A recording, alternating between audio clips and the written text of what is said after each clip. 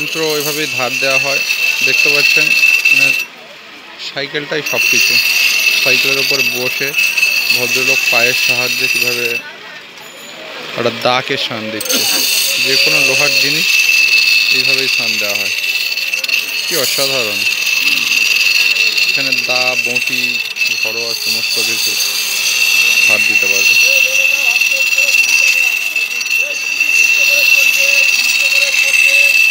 আরও কাছ থেকে দেখাবো।